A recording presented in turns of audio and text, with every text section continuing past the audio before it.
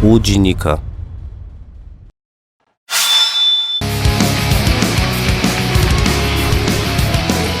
Welcome back to Pro League 2016. We're going into the second half of today with Tasteless and Valdez, your hosts.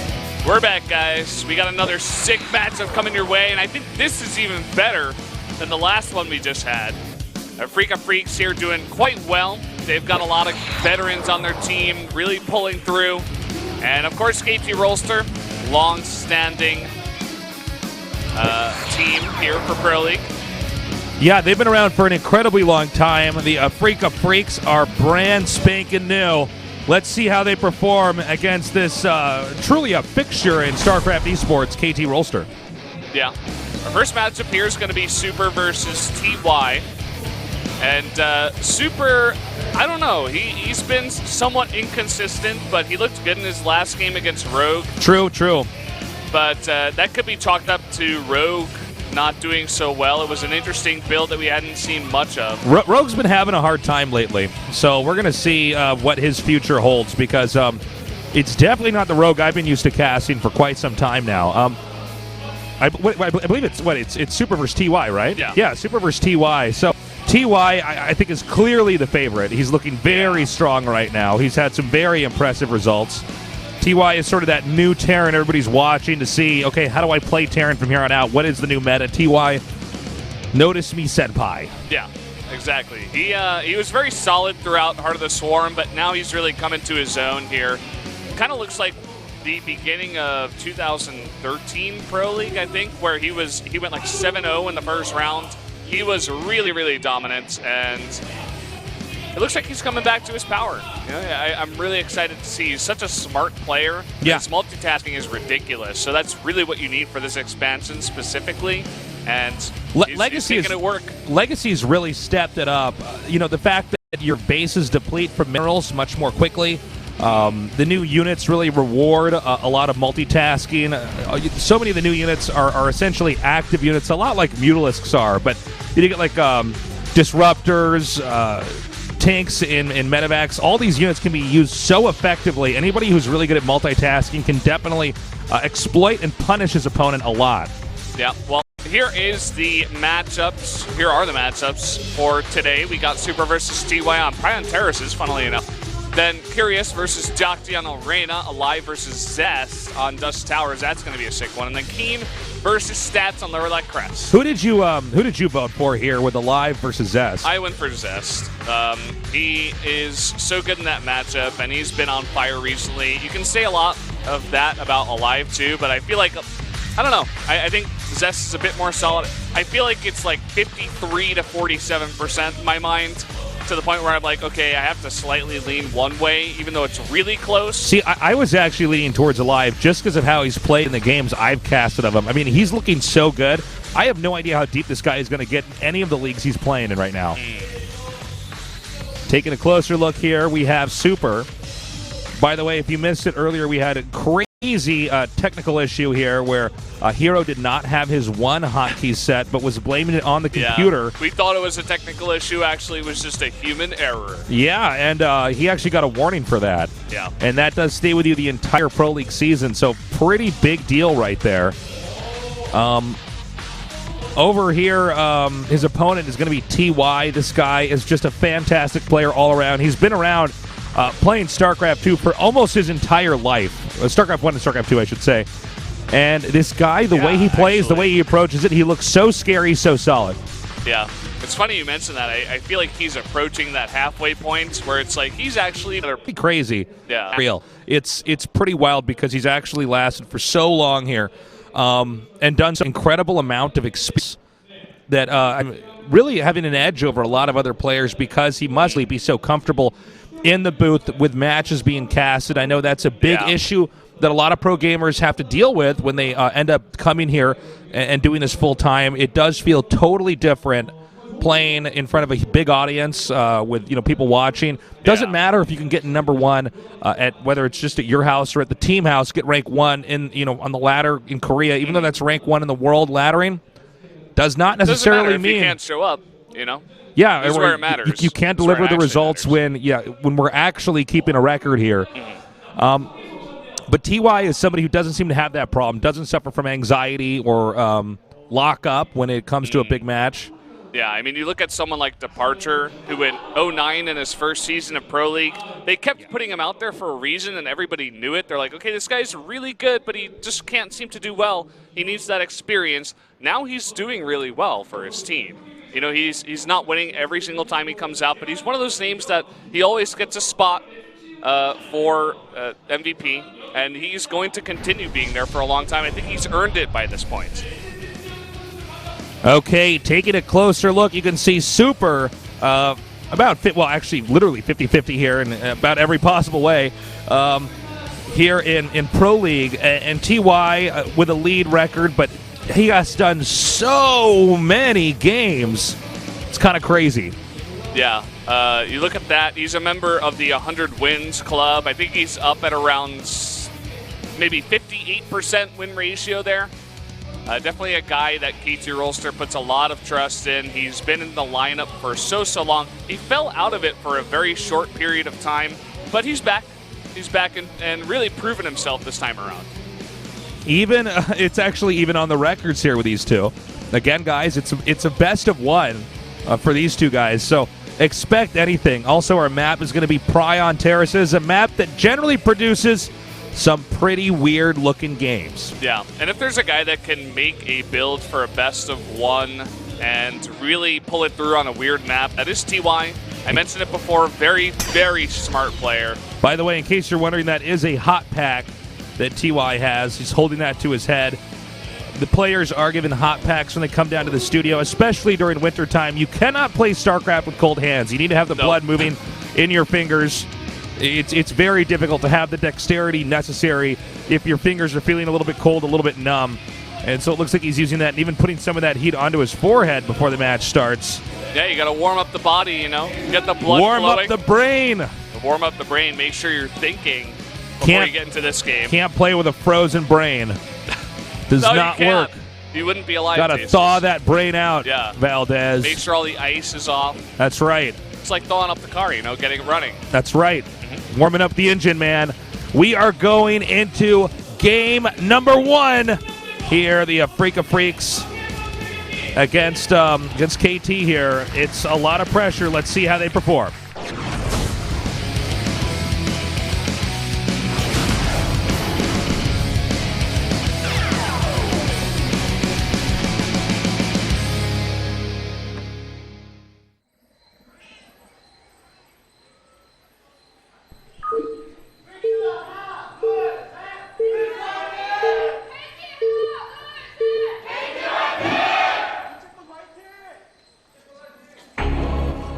All right, in the bottom right, in the purple, Super.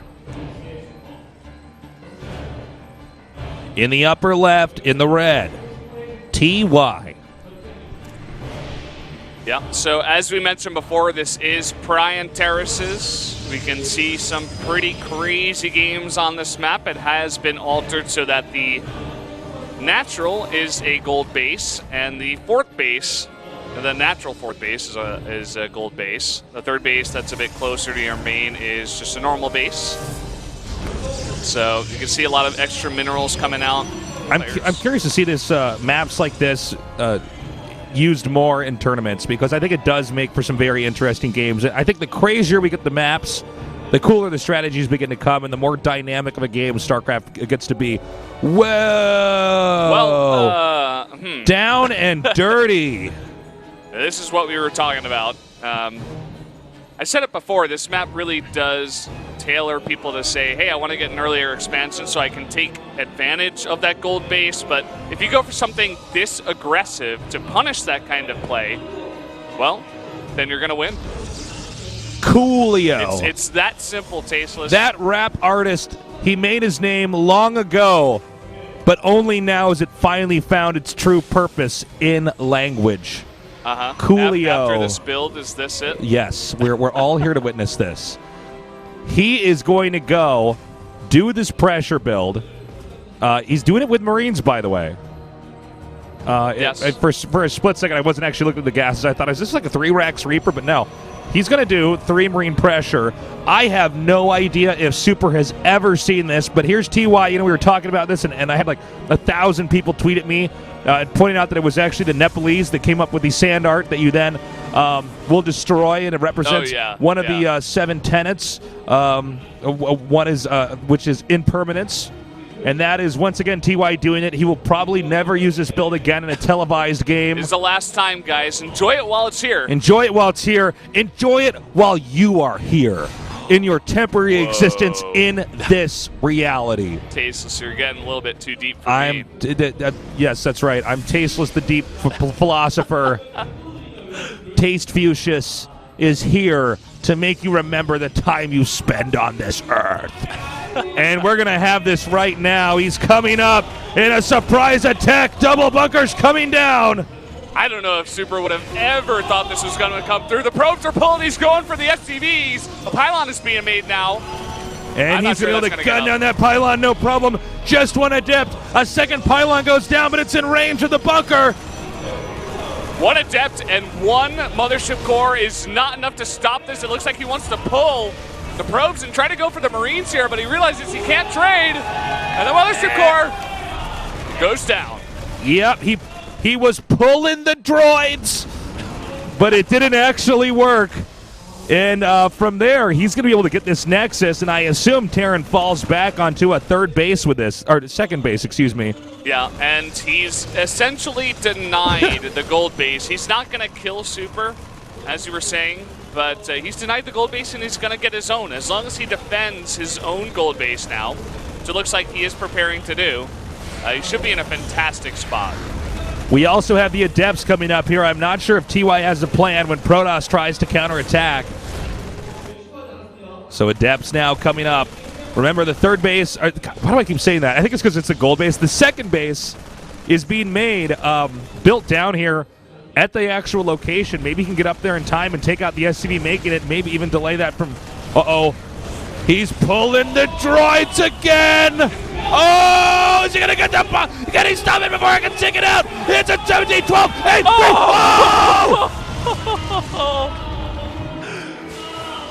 Oh, man.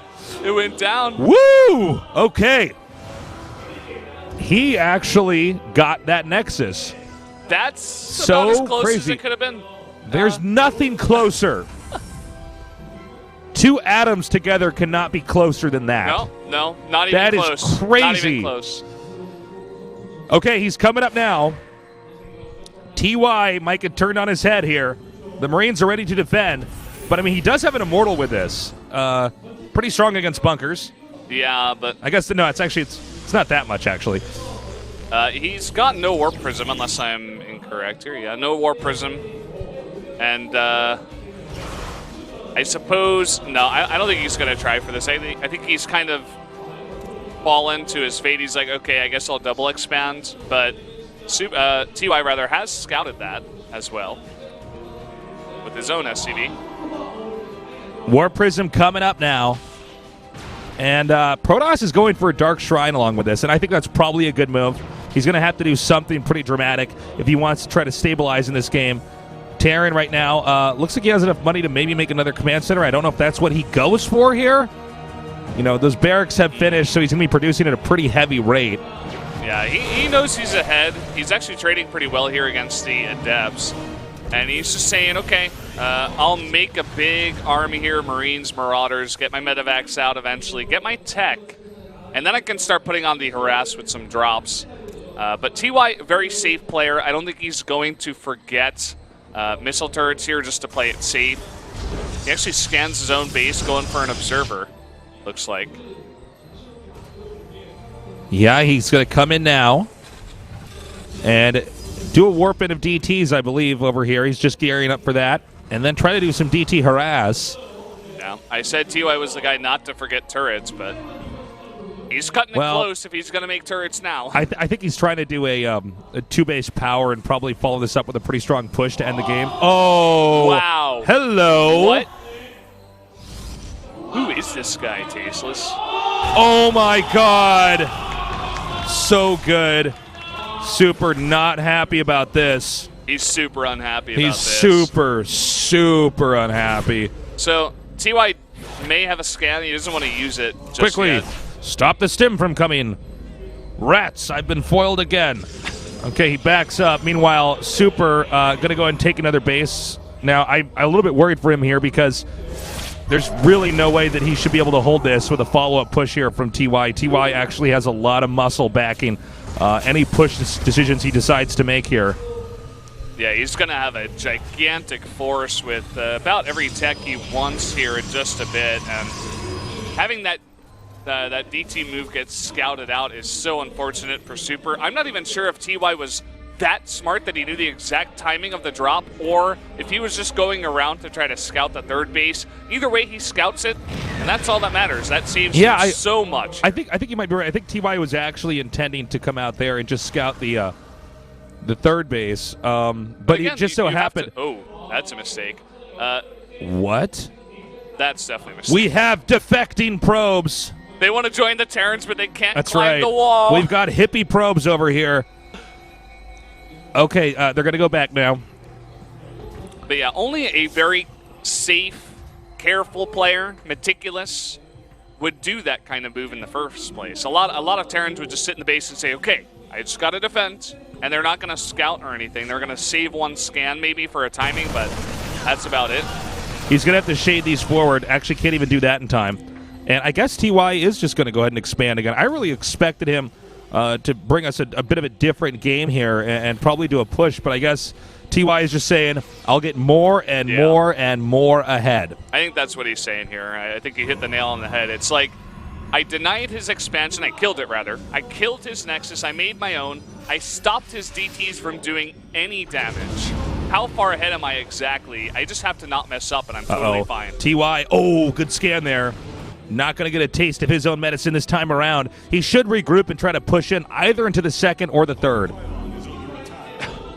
Ooh, the DT is going to attack there. Going to give up its location, and Super's army may just be sandwiched here. Going for the Immortal.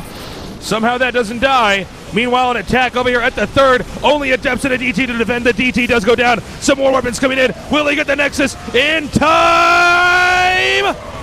Yes, he does. Down it goes. He's going to sacrifice a lot of units here, but Super's army is way out of position. TY is going to drop, but not going to commit. Very smartly noticing that Super's army was quickly getting into position to defend against that. Blink is done. The Protoss tech is developed. The economy, not so much. And I think from here, TY actually wants to back up. I don't think you harass anymore here. Whoa, you crazy. I don't know what he expected to get from that. Stuff like this can happen. TY, by the way, is one of the quickest picker-uppers out of all the Terrans I've seen play in Korea, or in the world, for that matter. He picks up Marines like they're hot tasteless. Yeah, you're actually right about that. He snags his units off the ground so fast. Yeah. Now, this counterattack from Super has to do some damage. He is behind on supply, but let's see. Maybe if he gets over here in the right angle, he can get some more of these SCVs. Ooh, nice. Force Fields is going to kind of zone out the Terran army for now. Some sneaky Liberators coming over here to deny more mining. Now, the Nexus is not done yet, but he can go to this expansion down here where the other gold base is. Keep in mind, both these races right now are producing at a much faster extent because they have the gold bases. So it's not your normal 3-base versus 3-base. It's almost like it's 5-base versus 5-base, but 2 of those bases only have minerals. Yeah, or something in a like way. that. Yeah. Except you have less probes all the while, or less workers, rather, across the board. Yeah, it allows you to get a really big army up here. Yeah, and very fast, too, because not only a bit faster, but Liberator's getting into position. Super is going to have to back all the way up, in fact, to deal with it. Going to give TY a lot of space to get in position himself and possibly be more aggressive on the map here, maybe try to deny that. Whoa. He's coming up now. That was a DT. Few good force fields there from Super. Anything you can shave off right now from TY's army is going to be a good thing. Yeah, Super's doing a good job of staying in the game, you know. He hasn't lost too much to the Liberators. Oh, wait. Oh, there's his observer. I was like, wait a minute. It's like, I detect foul play, Brendan. Okay, the Liberator is still doing a lot of damage right now. It's actually 36 probes to 55 SCVs, and don't forget to factor in mules with that. Oh, this 2 Stalkers, I don't think that's enough. No, we've seen some boy. players have a hard time calculating when they can kill the Liberators in moments like this. And Terran is pretty safe. Oh, man. Yeah. Super with a lot of misplays here. Paying attention to the attack. He's trying to micro his Adepts at the same time. All right. You know, everywhere Super seems to be just a little bit late. Yeah, he lost a lot of mining and mining time at that base. And he's still struggling to keep that up even. And meanwhile, the push is just going to continue forward here. SCVs are getting pulled right now. He's starting to try to close in, stimming and coming down quickly. He's got a lot of ghosts in this army. He's going for the big EMPs on all of this Protoss army. He's got a fantastic concave, and he's on the chase. The problem is the Immortals can't get away in time. They're not quick units, so they can go down in a matter of seconds. He's going to continue to pursue here, going for the Adepts now. One more Immortal, slowly getting pushed to the back of the group. Ooh, unfortunate there, loses that Mothership core.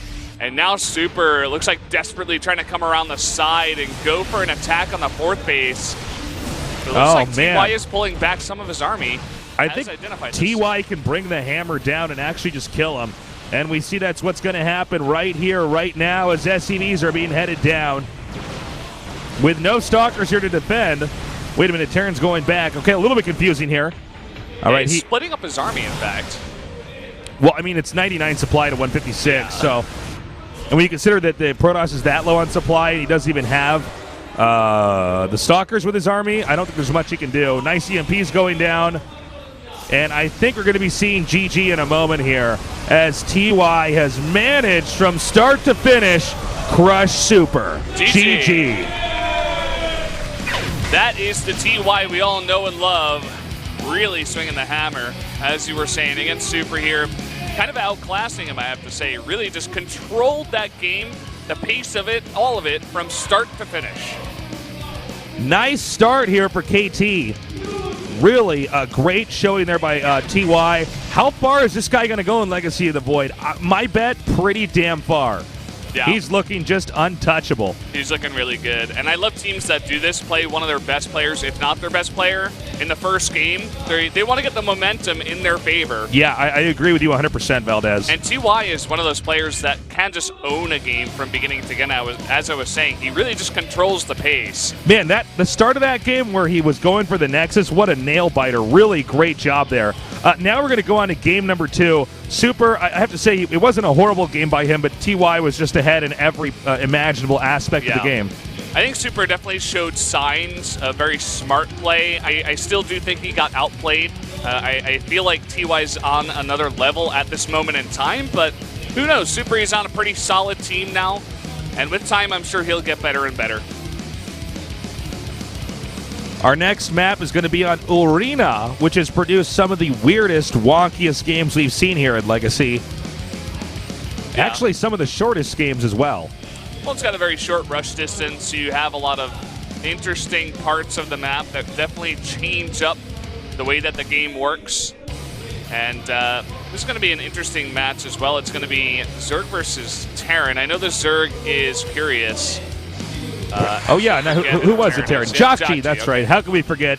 Jockji, a fantastic player, but he's always been just outside the pantheon of StarCraft 2 gods. Yeah, very great player, but